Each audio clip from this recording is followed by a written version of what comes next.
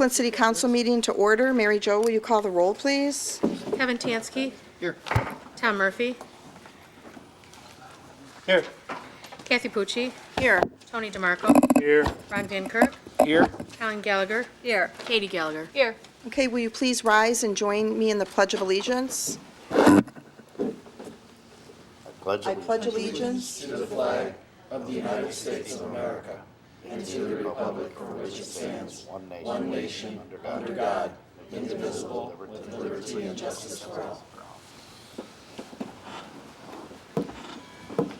Okay, we have approval of minutes this evening, 2 sets.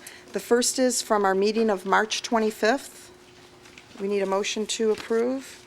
Motion to approve the March 25th and April 8th. Or do we have to do them separate? Separately, yes. March 25th. Second. To approve for March 25th, Kevin Tansky. Yes. Tom Murphy. Yes. Kathy Pucci. Yes. Tony DeMarco. Yes. Ron Van Kirk. Yes. Colin Gallagher. Yes. Katie Gallagher. Yes. Next, we need a motion to approve the minutes from April 8th. Move to approve. Second. To approve for March 8th, Kevin Tansky. Staying. Tom Murphy. Yes. Kathy Pucci. Yes. Tony DeMarco. Yes. Ron Van Kirk. Yes. Colin Gallagher. Yes. Katie Gallagher. Abstain. Okay, next we'll have our public session. If anyone has anything to say for the good and welfare of the city of Brooklyn, please step up to the podium, state your name and address for the record, and please observe our 5-minute time limit.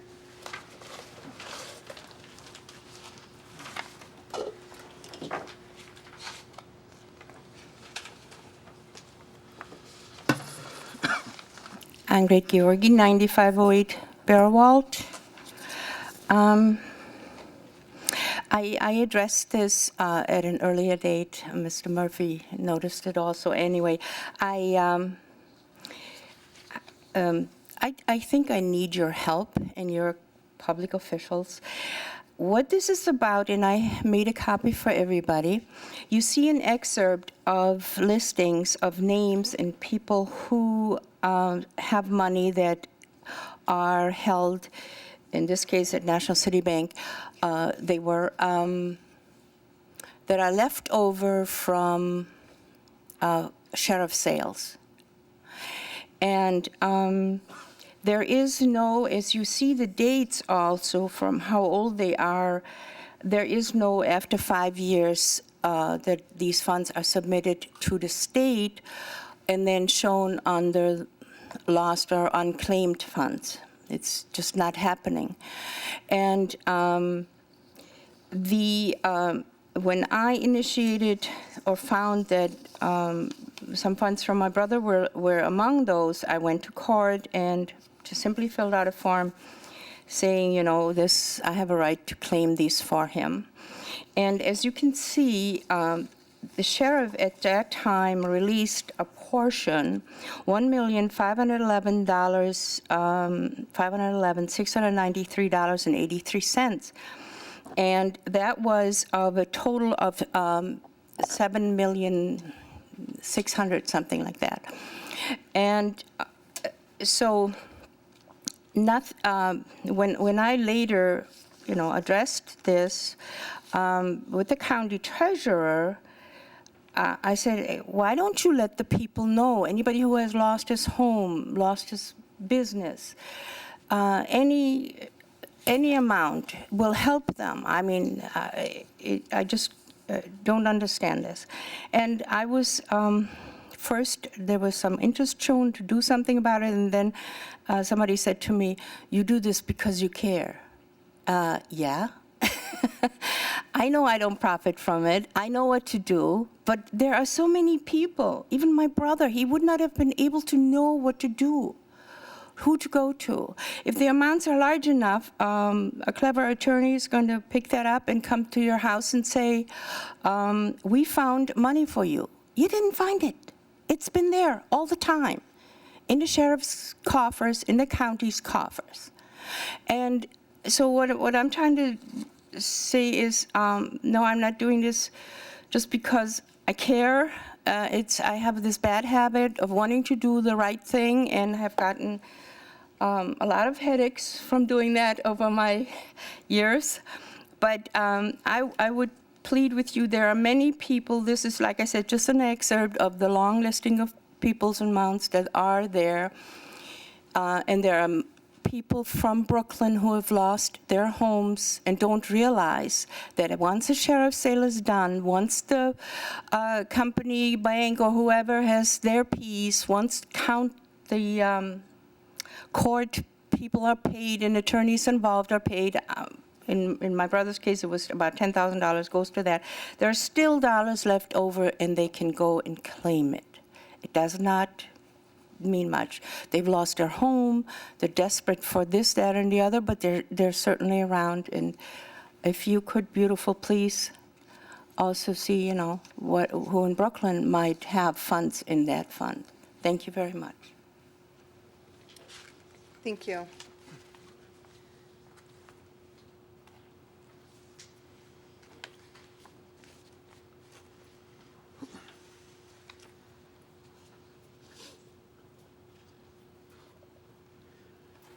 Don Stopa, 4190 Ivywood Drive, Brooklyn, Ohio. I am a 42-year resident and homeowner in Brooklyn. During these 42 years, I've seen my home increase in value to 3.5 times of what I originally paid for it. However, during the same 42-year period, I've seen my property taxes increase to 6.5 times to what they were originally. During this 42 years, I've seen only minimal increases to our city services, if any, so I doubt that a large percentage of these increases were caused by that. No, the majority of the increases were the result of various bond issues or levies for the schools, the library, and the zoo. Now, once again, we're being asked to vote for a combination bond and operating levy for the schools. That would increase my property taxes another $300 a year. We're being told that our middle school is once again or still in deplorable condition. Why is this? We've passed numerous bond issues and operating levies in the past, which should have included maintenance of our schools. Prior to a previous election, we were shown the poor condition of the inside of the middle school, and now once again, we're being shown virtually the same conditions and some even worse. Evidently, we're not maintaining anything. Yes, we hear that our middle school is roughly 90 years old. But throughout the greater Cleveland area, there are numerous buildings as old or older that have been religiously maintained that are still very attractive, functional, and sound structurally. My home is approximately 50 years old, and if it hadn't been maintained, it would also be deplorable, as some others in the city. But whose fault would that be? Only the homeowners who allowed this to happen, just as our school board has allowed our schools to deteriorate. Yes, it's the wishes of most people to want new this or that, but can it be afforded? Why must it always fall back onto the property owners to pay for it? Supposedly everyone who lives in the city would benefit from it. So why can't our schools be funded in a more equitable manner, where all of the residents of the city contribute, not just the homeowners? There are various counties and cities in Ohio where there is a school district income tax that, combined with property taxes, fund the various school districts. I realize that most people aren't in favor of increasing any taxes, whether they be for city services or for schools, but this would be a more equitable method of school funding by all residents, not just the property owners. In a recently passed out flyer, Save Our Schools, we're being told various items to count on if issue 13 passes, one of which was striving to maintain our status of excellent on the state report card. A recently published article in the Plain Dealer showed our school district as being less than excellent. But even if we are actually excellent, why can't we strive to be excellent with distinction? Why settle for less? Thank you.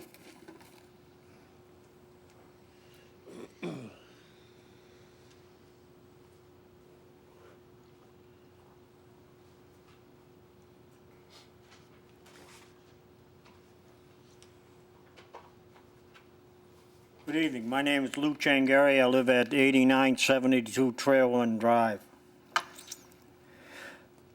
I'm one of the silent majority who generally stays in the background and listens to all sides of an issue and usually doesn't get involved. Well, folks, it's time to speak out. Let's cut through all of the rhetoric and get to the point. Number one, when did the upcoming levy and bond issue become only the levy? The bond issue got put in the background, and let's get to the other point. It's also for 36 years. And for every $100,000 property value, it's $281.05. If your house is worth $125,000, it jumps up to $351,000 a year. Remember, taxes never go down; they only go up. And Brooklyn property values have been dropping the past few years.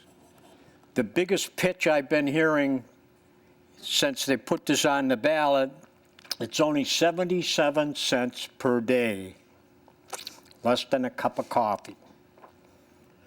Remember, 77 times 365 equals $281.05 a year. When you have two incomes coming in, 77 cents doesn't sound like much, or those who receive a retirement income plus Social Security, it's still not that much. But when you have to live on Social Security and hardly no retirement income, then it's a big thing. Remember, a lot of retirees from the 50s, 60s, and 70s didn't even have retirement plans, or if they did, they were very small. The elderly on fixed incomes have to live on this money. Remember, prescriptions are based on monthly costs. I have two. I'm a very lucky person. If I had to pay out of pocket, it would cost me $180 a month. I'm very fortunate I have a supplemental income, cost me $18 a month. I'm one of the lucky ones. Have you thought of this? I have. I live on a fixed income, supplemented by a part-time job. I am also very lucky because I have a supplemental health plan with Medicare. I am also very lucky that I have the Veterans Administration to help me out because I was a Vietnam-era vet. Let's not forget the people who are on unemployment and food stamps. Remember, someday you may be in our shoes, the elderly and on a fixed income, which is by today's standards, great. What about 10 to 20, 30 years from now? Remember, the taxpayers of Brooklyn can't pick up the slack every time the school board says, we don't have enough funds, help us, help us. Remember, you cannot support your school if you cannot support yourself. Fixed income means you don't get extra money for food or levies and bond issues. We, the people of Brooklyn, cannot put a levy on the ballot to help us out. And I also have my last statement is, please remember that April is Autism Month. Thank you.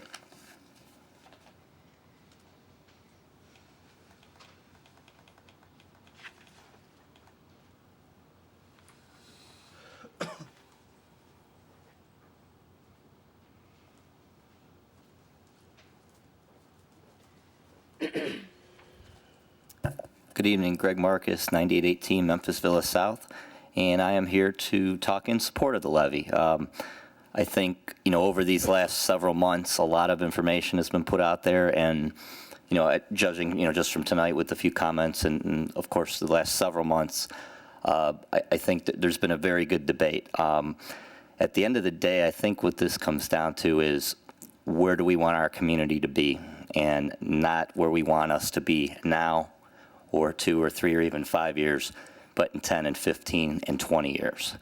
And, obviously the point's been made about the home values being decreased, and that is a very true point. That unfortunately has been the case in just about all the communities in Cuyahoga County and neighboring districts. So, and just coming from my background, I'm a treasurer CFO for a neighboring district. I do completely understand the finances of schools and how they work. And, you know, I can tell you that the district here is, in my opinion, done a fine job of trying to manage the resources that they have over the last several years.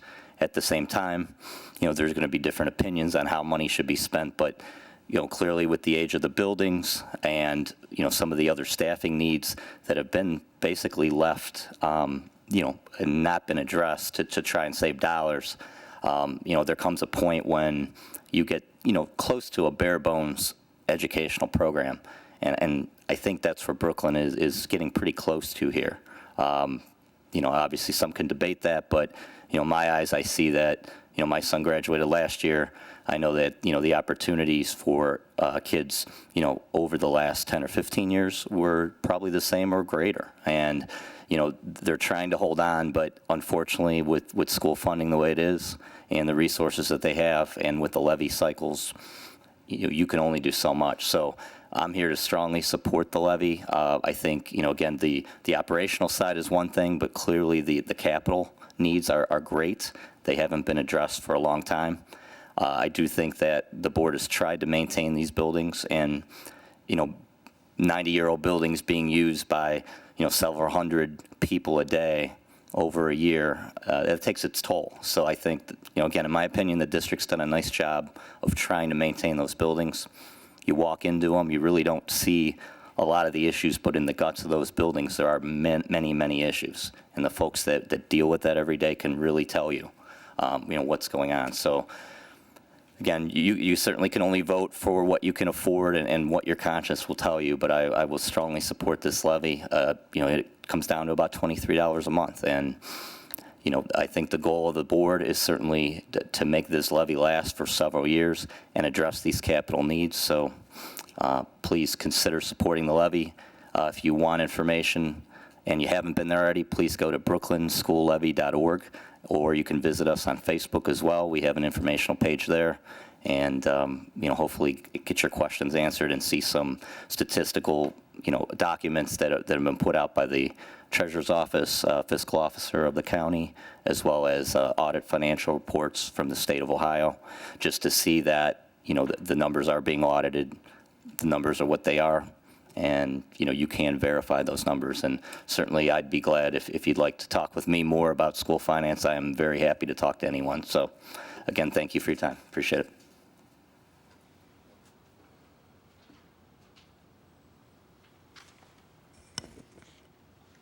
Does anyone else have anything to say for the good and welfare of the city of Brooklyn?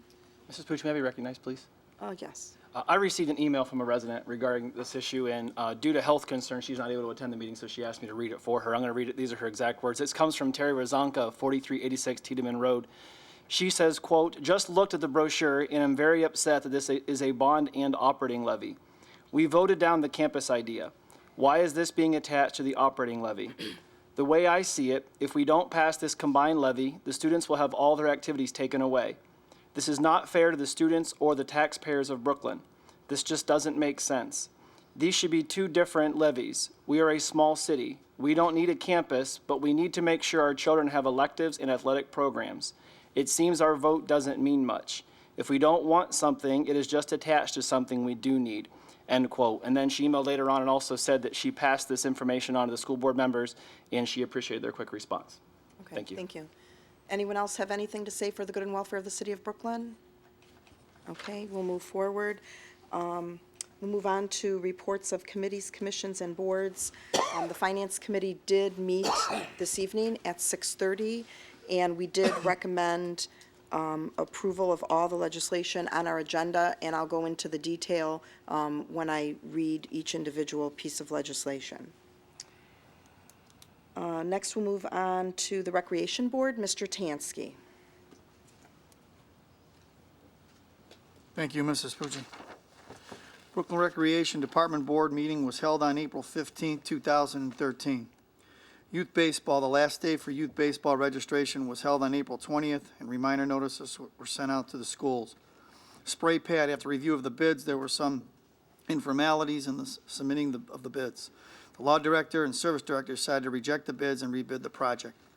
Super sign-up dates are scheduled for Saturday, May 18th and Sunday, May 19th from 11 a.m. to 1 p.m.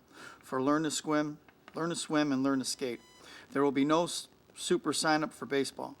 The next Recreation Board meeting is scheduled for Monday, May 20th, 2013 at 6:30 p.m. in the Mayor's Court. And that concludes my report. Thank you. Next is domestic violence. Mrs. Gallagher. Thank you. The Domestic Violence Committee met to discuss human trafficking and welcome Speaker Laura Barczyk, who is an advocate in this area. The United States Department and National Center for Missing and Exploited Children estimates that 12.3 million are enslaved globally.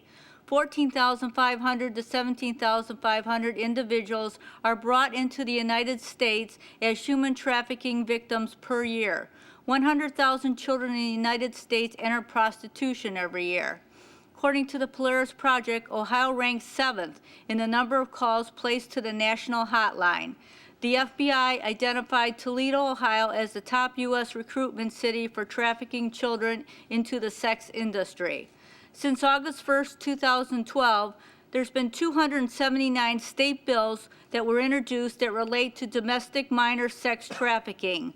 5 bills and a ballot initiative passed that relate to the Protected Innocent Framework. Legislation related to the Protected Innocent Framework was introduced in 27 states. These statistics are based on Congressional Quarterly State Track Report summarized on January 31st, 2013. Recently, Representative Teresa Fedor of Toledo sponsored legislation that would reduce consumer demand for human trafficking. Representative Fedor said it is important to strengthen trafficking laws because it is always evolving practice that is more common than people realize. If you think you have come in contact with a victim of human trafficking, call the National Human Trafficking Hotline at 1-888-373-7888. Lastly, the Domestic Violence Committee has contacted Superintendent Cynthia Walker to work with the teens in our community to educate and make them aware of the reality in which we live and situations to avoid. That concludes my report. Thank you. Next is the Board of Zoning Appeals. Mr. Fitzgerald. Thank you. The Board of Zoning Code Appeals at its April 18, 2013 meeting decided to grant a variance for the proposed signage for the Dunkin' Donuts Baskin & Robbins store located at 4740 Ridge Road. Thank you. That concludes my report. Thank you.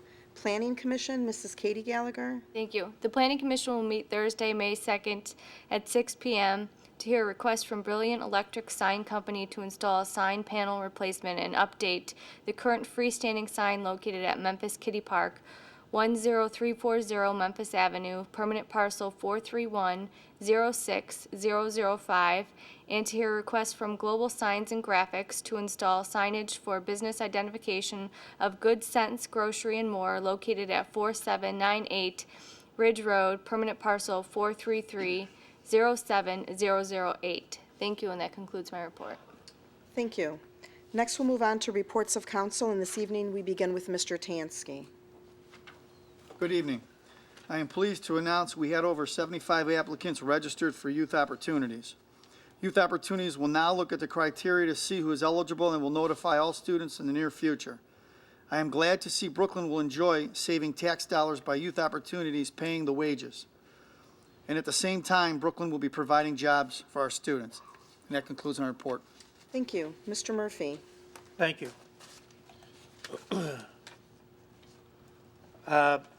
I wanted to thank the people for speaking tonight. The young lady that talked about funds left in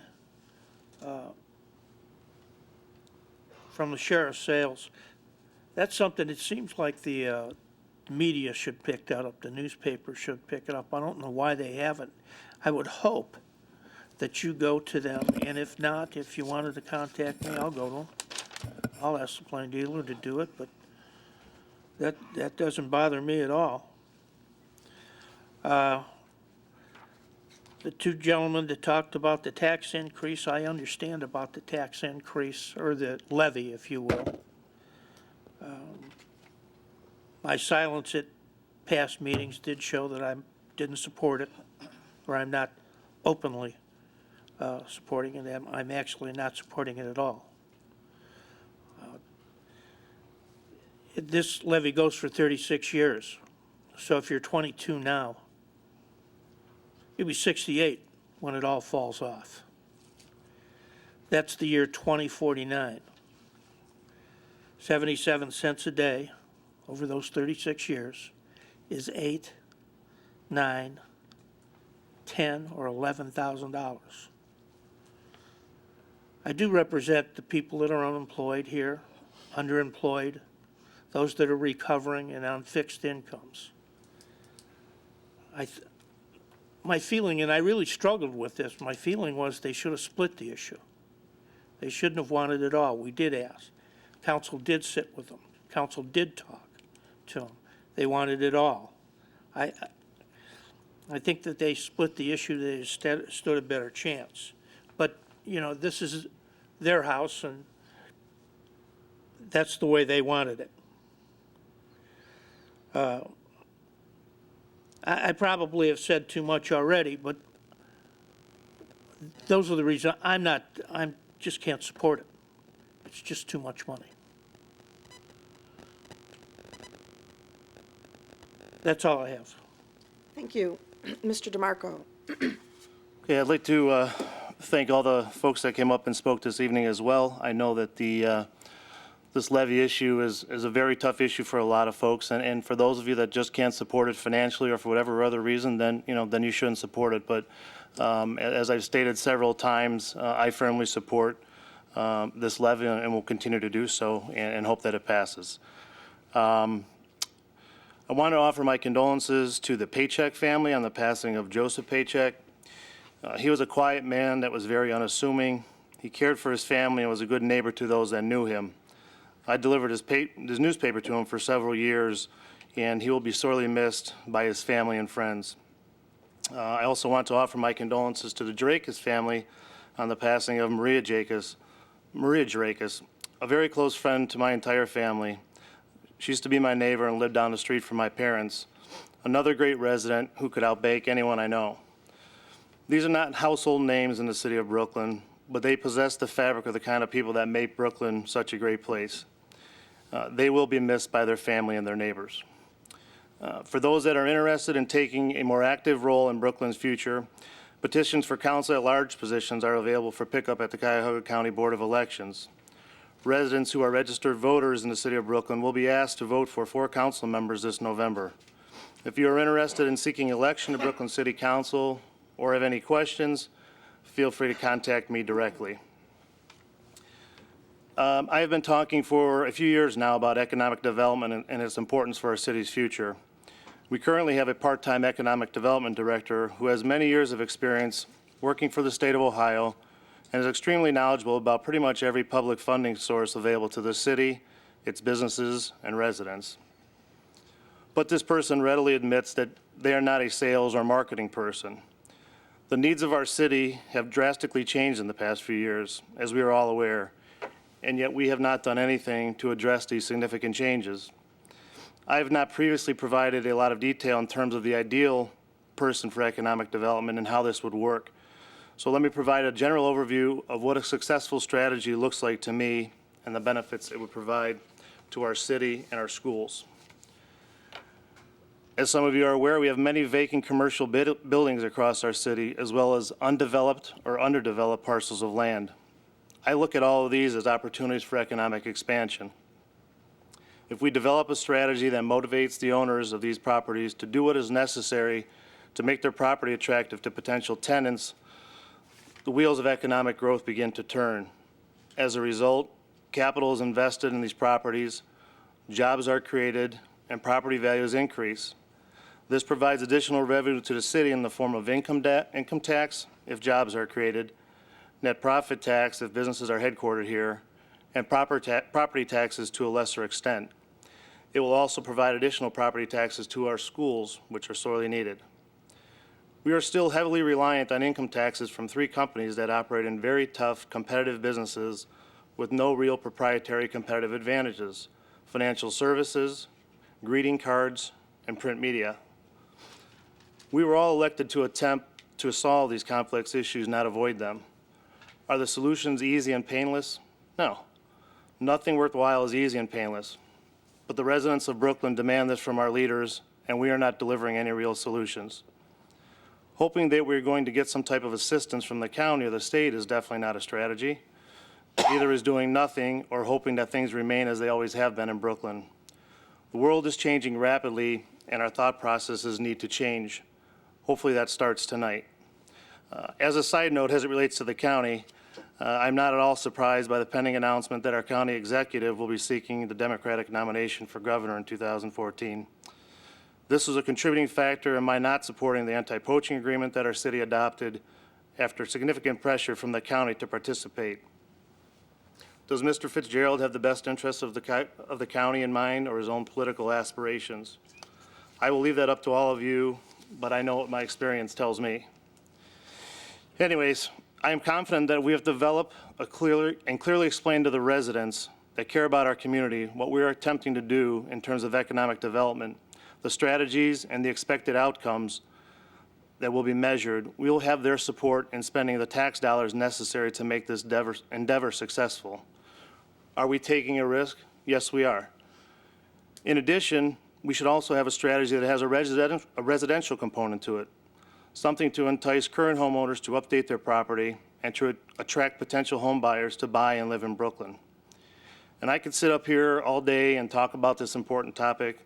I can meet with the mayor and emphasize why I think it's important. But if the mayor, as the elected leader of our city, is not compelled to take any action, then nothing can and will happen. Can this be done? I believe it can. Will it take a lot of sweat to make it successful? For sure. But our residents demand this from us, and we should demand it from ourselves and one another. And that's all I have. Thank you. Mr. Van Kirk. Thank you, Mrs. Pucci. Good evening, and thank you for being part of our council meeting.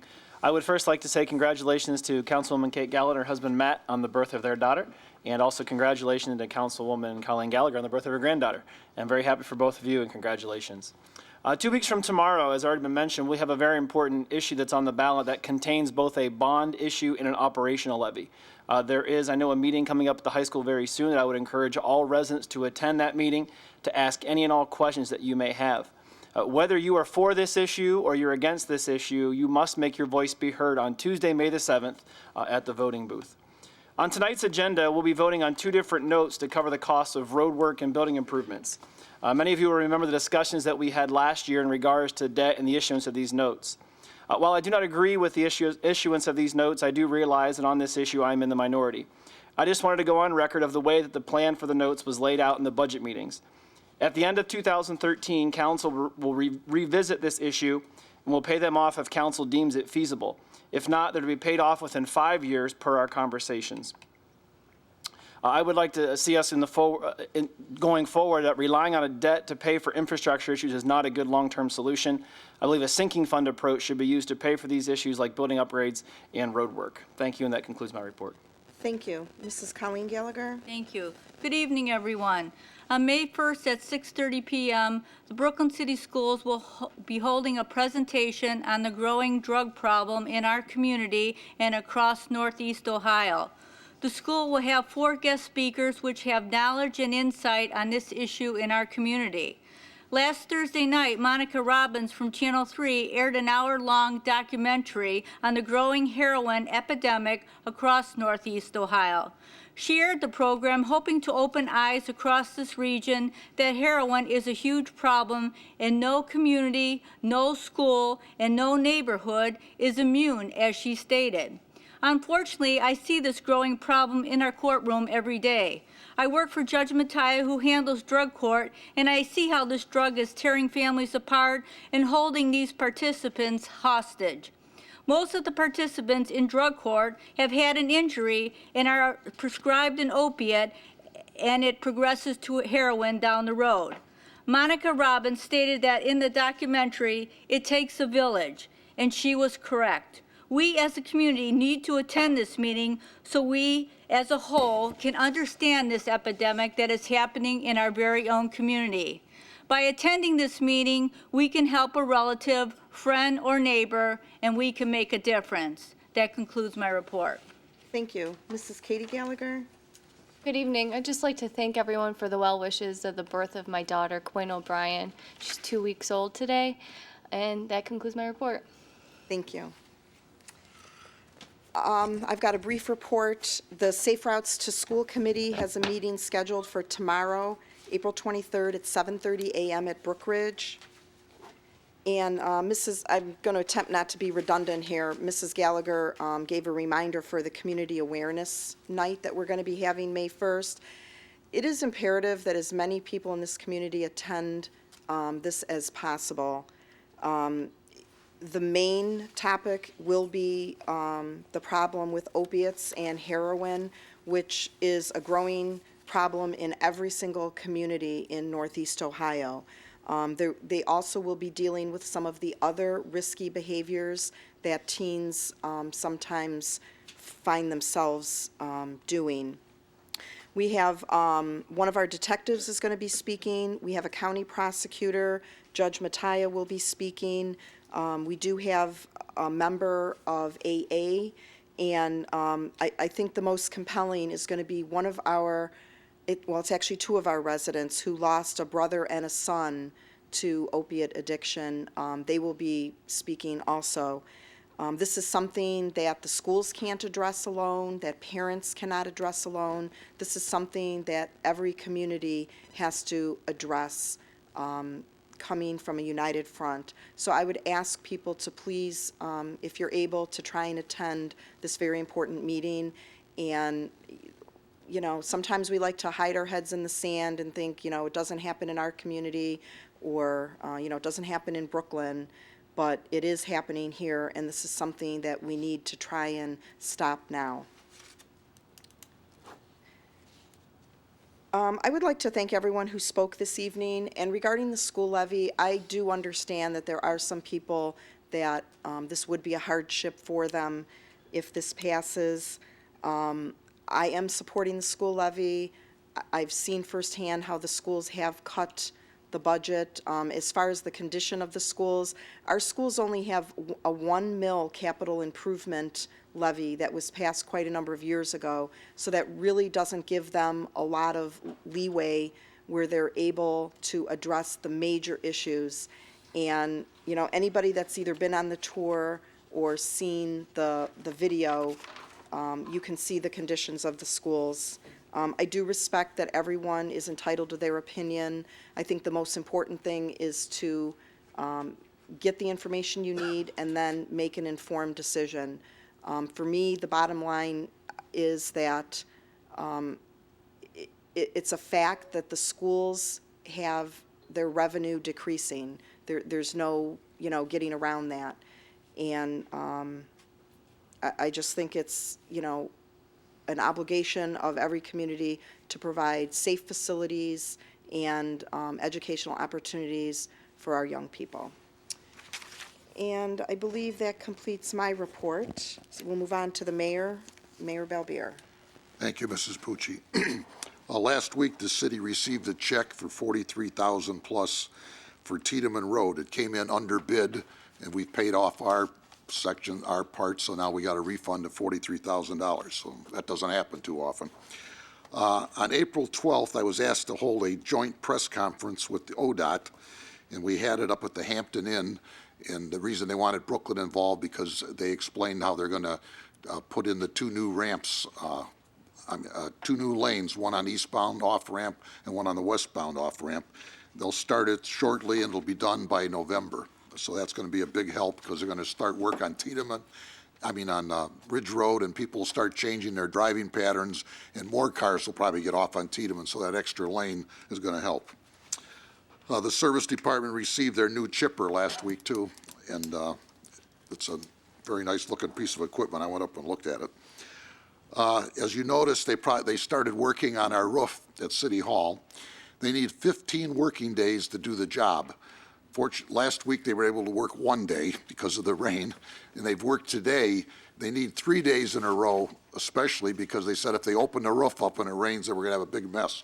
So they started today, and hopefully they'll at least get in 2 more days, but they need a total of 15 working days. And finally, we've installed that mailbox I've been talking about. We had it painted red, white, and blue. It's out here in the lobby.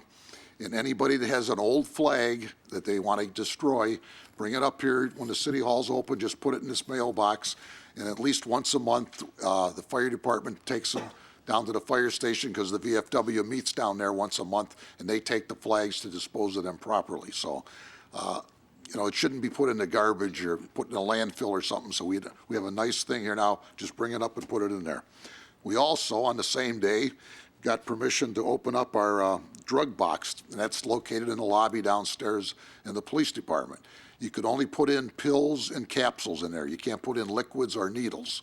But it's, we've been trying for this for over a year, so I just put a huge bag in there today. My wife's been saving them since 2010 when I told her we were going to do this. So it's taken 3 years to get this done, but it's finally done. So most people flush them down the toilet and that, but that all gets into our water system.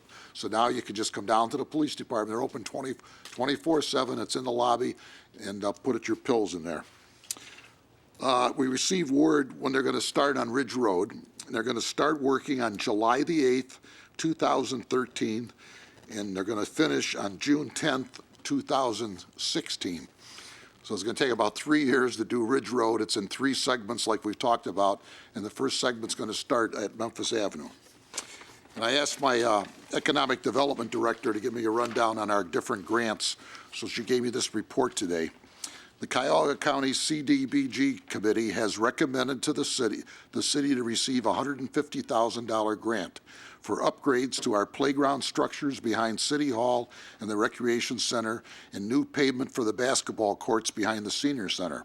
Our participation will be approximately $3,000 for these upgrades. The Cuyahoga County Council will be approving this recommendation tomorrow, Tuesday, April 23rd, at their public session. We also received the ODOT Office Jobs and Commerce Agreement for $50,000 for road work to widen the intersection and improve Associate Drive. The law director is reviewing the agreement, and we are slated for approval from Jobs Ohio through the State Controlling Board for $25,000 on May 6th for the same project. Our participation will be about $80,800 towards this $155,800 project. The City of Brooklyn approved the infrastructure budget at the March 25th meeting. And she also mentioned, like I just did about the ODOT, the widening of those lanes, or putting in those 2 extra lanes, will be $2.4 million, but the state's going to pay the whole thing. And this project will begin June 1st, 2013, and it will be done by October 1st, 2013. So that's a big help. Like I said, when I start Ridge Road, traffic patterns will change. And that's all I have. Thank you. Next, we'll move on to directors' reports, and we'll begin with Chief Zemek. Thank you. I just want to remind our residents and businesses that our annual hydrant maintenance and flushing will begin around May 15th. It will end when all hydrants are completed. Signs will be posted the day before on the affected streets for the following day. We urge the residents to turn off all their automatic ice makers for that day that we will be flushing.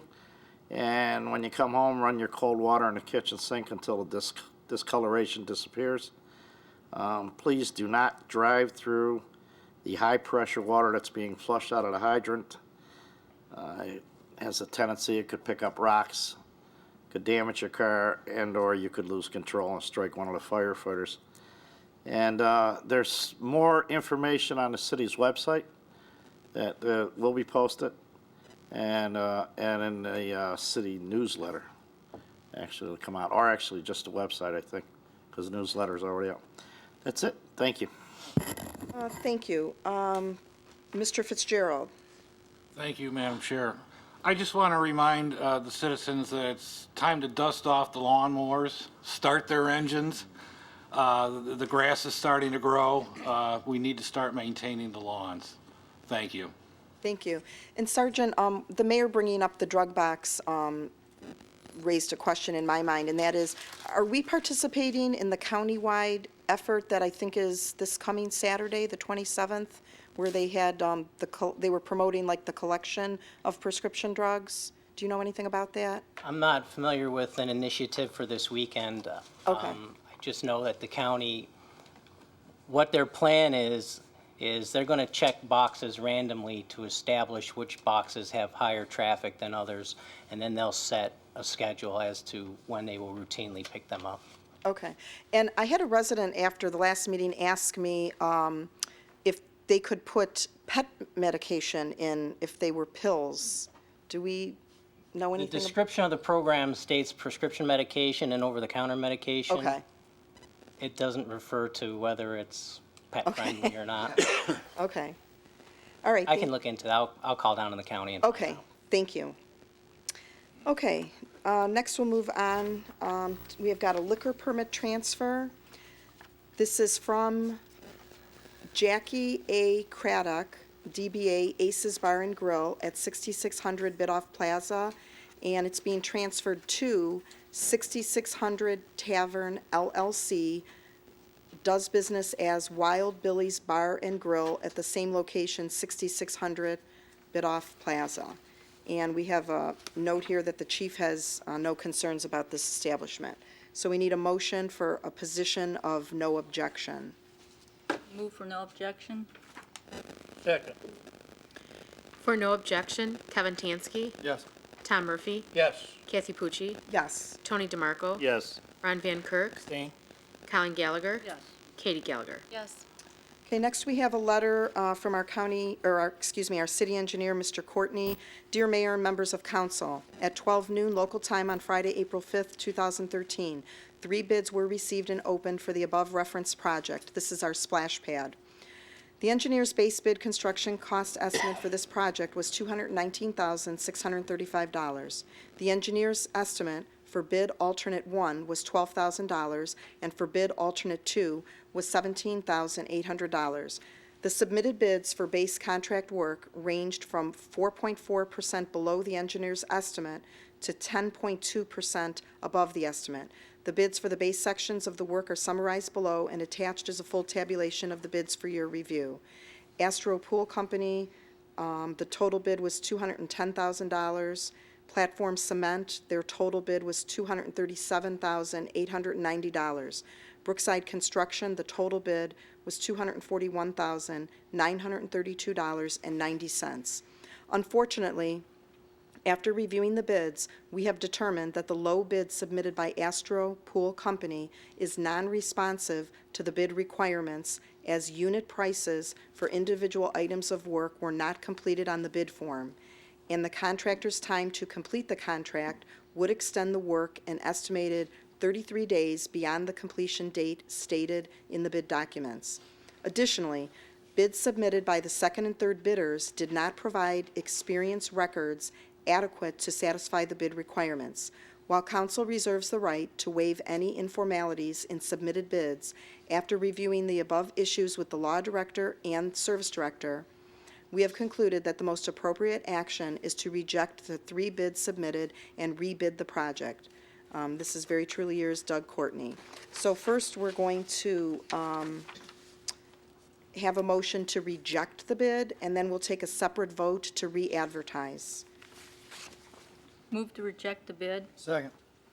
To reject all bids, Kevin Tansky. Yes. Tom Murphy. Yes. Kathy Pucci. Yes. Tony DeMarco. Yes. Ron Van Kirk. Yes. Colin Gallagher. Yes. Katie Gallagher. Yes. And now we need a motion to re-advertise for bids for the splash pad at the natatorium. I'll make that motion to re-advertise. Second. To re-advertise for bids, Kevin Tansky. Yes. Tom Murphy. Yes. Kathy Pucci. Yes. Tony DeMarco. Yes. Ron Van Kirk. Yes. Colin Gallagher. Yes. Katie Gallagher. Yes. Okay, next we have ordinance 2013-16, which is up for third reading and adoption this evening, providing for the issuance and sale of $728,900 notes in anticipation of the issuance of bonds to pay costs of resurfacing certain city streets to be approved by City Council, together with all work incidental thereto, and I'm going to state for the record that the fiscal officer's certificate is attached. Move to adopt? Second. To adopt, Kevin Tansky. Yes. Tom Murphy. Yes. Kathy Pucci. Yes. Tony DeMarco. Yes. Ron Van Kirk. No. Colin Gallagher. Yes. Katie Gallagher. Yes. Next, we have ordinance 2013-17, providing for the issuance and sale of $646,100 notes in anticipation of the issuance of bonds to pay costs of improvements to city buildings, including parking therefore. And I also want to read into the record that the fiscal officer's certificate is attached, and we will be, this is up for third reading and adoption. Move to adopt. Second. To adopt, Kevin Tansky. Yes. Tom Murphy. Yes. Kathy Pucci. Yes. Tony DeMarco. Yes. Ron Van Kirk. No. Colin Gallagher. Yes. Katie Gallagher. Yes. Okay, next is ordinance 2013-18, which is on second reading this evening, amending sections 1360.16B and E, license application form and fee of Chapter 1360, property maintenance and rental licensing code of the Brooklyn Codified Ordinances. And next, we have ordinance 2013-20, which is also on second reading this evening, amending section 1361.05, occupancy permit fee of Chapter 1361, occupancy permits of the Brooklyn Codified Ordinances. Next is ordinance 2013-25, which will be passing by emergency measure this evening, authorizing the mayor to enter into a contract with the K Company for the repairs of a Munters unit at the John M. Coyne Recreation Center not to exceed $24,626.84. And for those who are curious, a Munters unit is a dehumidification system for the ice rink. So this is something that's necessary. Introduced by all, suspend the rules. Second.